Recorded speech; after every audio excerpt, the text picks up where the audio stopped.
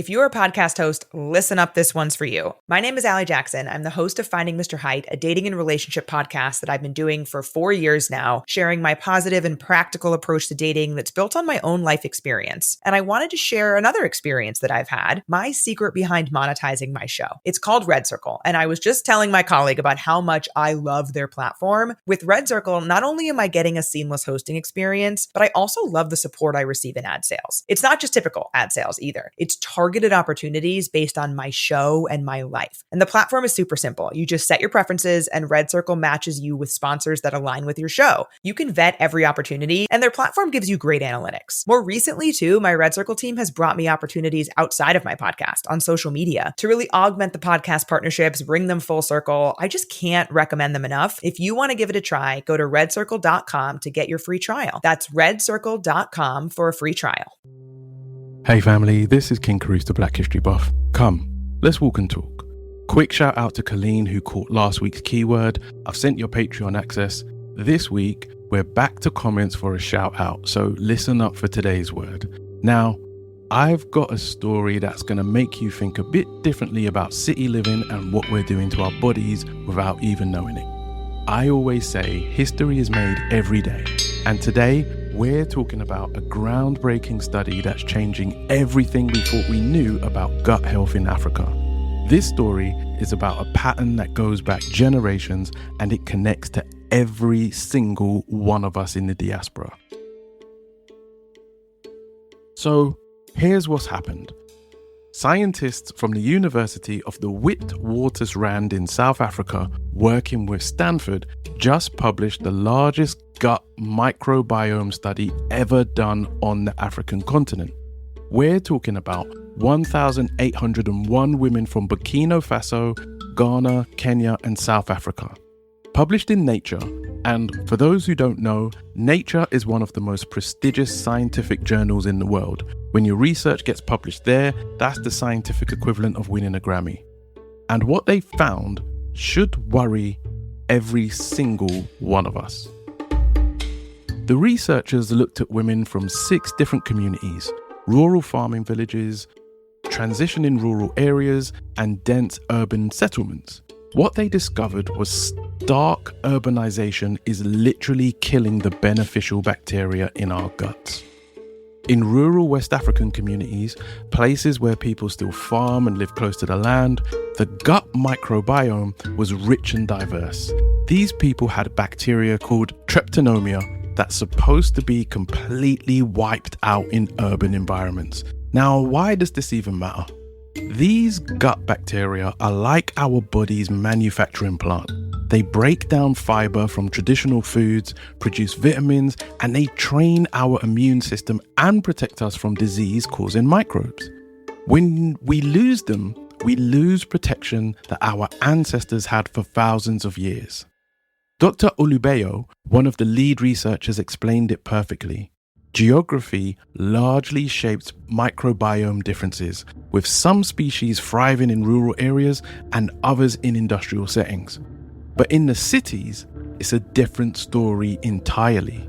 Urban populations showed massive losses of the beneficial bacteria. Food deserts, areas where you've got plenty of cheap processed food, but fresh, healthy options cost a fortune, were devastating gut health. This pattern isn't new. We've seen something similar happen across Africa for over a century, just in different forms. So let me take you back to the colonial period, when European powers carved up Africa in the 1800s. They didn't just steal land, they fundamentally restructured how people lived and ate. Colonial authorities forced African populations into urban centres to work in mines and on plantations. Traditional food systems that had sustained communities for centuries were dismantled. In places like Uganda, colonial governments extracted massive wealth from peasant producers through taxation and unfair pricing. Colonial authorities systematically undervalued cash crops, with farmers receiving far less market value for their cotton and coffee while being forced to pay heavy taxes. Even economists who supported Uganda's colonial development acknowledged the exploitation. One wrote, "For more than a decade, the powers Kwa growers were consistent losers, and losers on a very substantial scale. The wealth was extracted, but the people were pushed into cities where they lost connection to traditional foods and farming. The British actually documented something called Kawashi Hiko, which means severe childhood nutrition, but they blamed it on African ignorance rather than the colonial economic system that was destroying food security. Classic victim blaming, while they were literally stealing people's ability to feed themselves properly.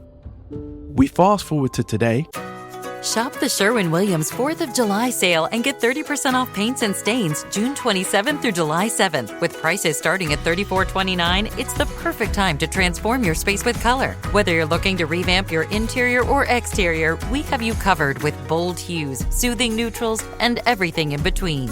Visit your neighborhood Sherwin-Williams store or shop the sale online. Delivery available on qualifying orders. Click the banner to learn more. Retail sales only. Some exclusions apply. See store for details.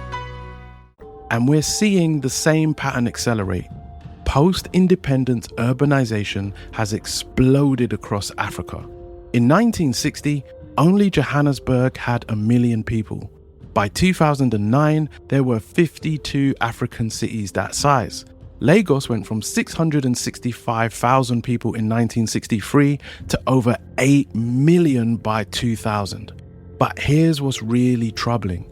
The study found that people in informal settlements, those dense, under-resourced urban areas, had microbiomes that showed both urban and rural features. The translation? They're caught between worlds, losing the benefits of traditional lifestyles, but not getting the infrastructure of modern cities. And if you're wondering how this connects us to the diaspora, just look at the health disparities Black Americans, British, and Europeans face. Higher rates of diabetes, heart disease, higher rates of obesity.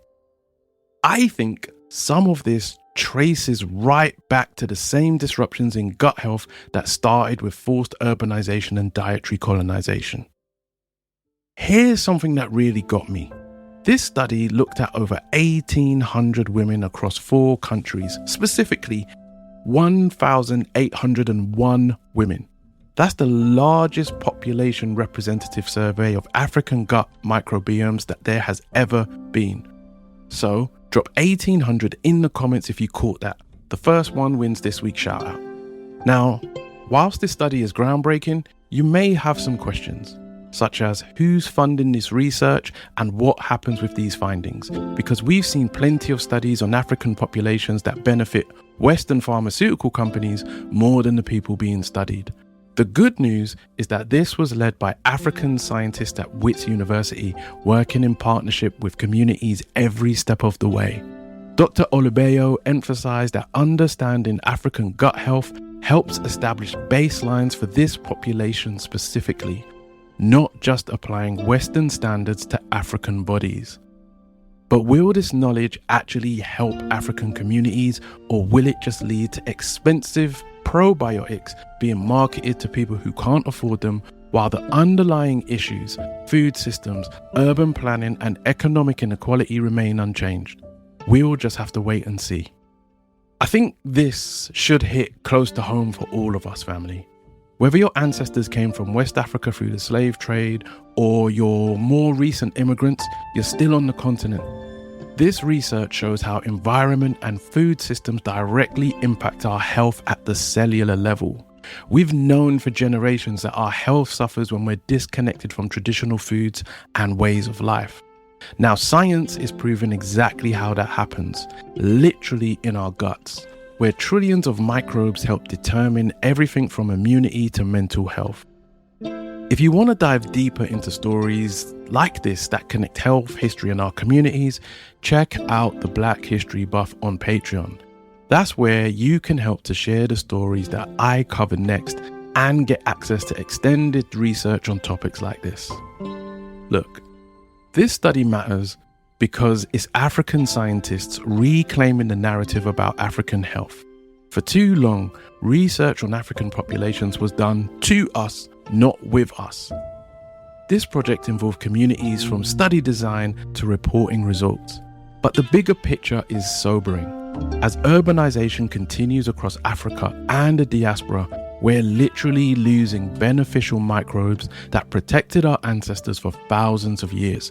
And once they're gone from a population, they might be gone forever. The question isn't whether urbanization will continue, because it will. The question is whether we can find ways to preserve the health wisdom embedded in traditional ways of life while building cities that actually serve our communities. That's today's update from me, King Kurus, the Black History Buff. Remember, if stories like this matter to you, Black History Buff on Patreon is where you can help decide what we cover next. Until next time, stay blessed, family.